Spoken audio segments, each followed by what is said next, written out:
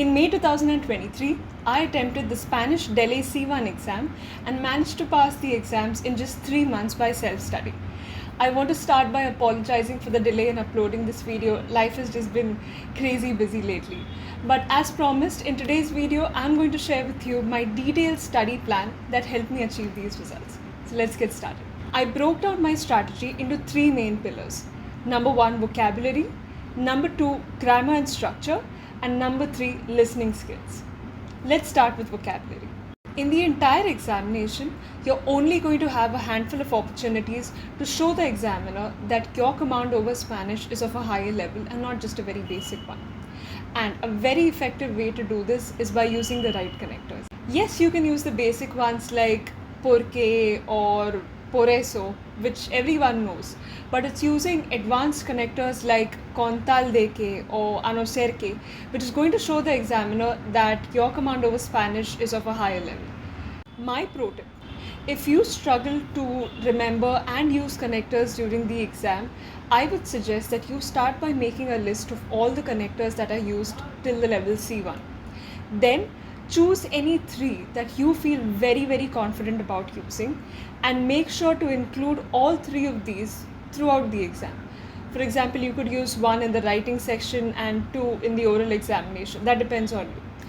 But just make sure to include at least 3 connectors throughout the exam. Some of my favorites are como si más pretérito imperfecto de subjuntivo, de ahí que más subjuntivo y a causa de más sustantivo.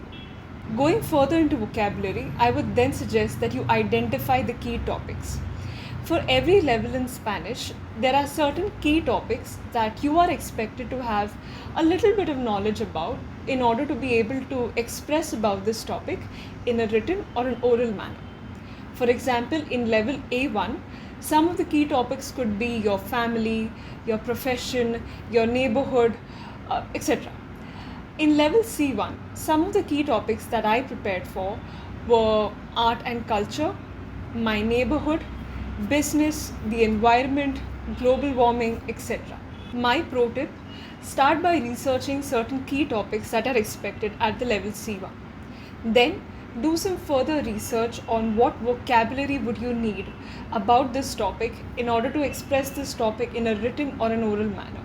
For example, what are the nouns that you can use in this context? What are the advanced verbs that can be used here? Are there any connectors or phrases that can support your essay or your presentation? These things are going to help you immensely. Let's talk about the second pillar, which is grammar. And in grammar, I want to highlight the subjunctive tense. Now, one of my high priority tasks for C1 was to perfect my use of the subjunctive tense.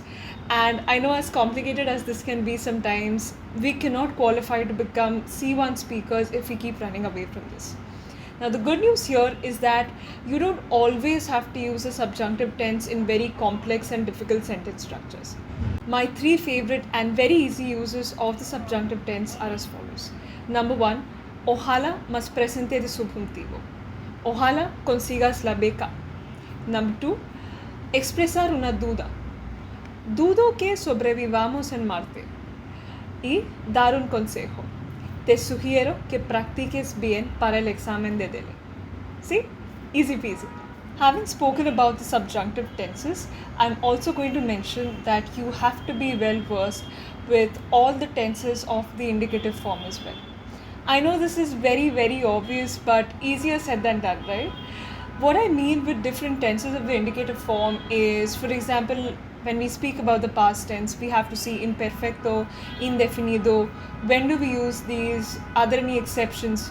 If we look at the future tense, there's futuro compuesto, condicional, things like these, right?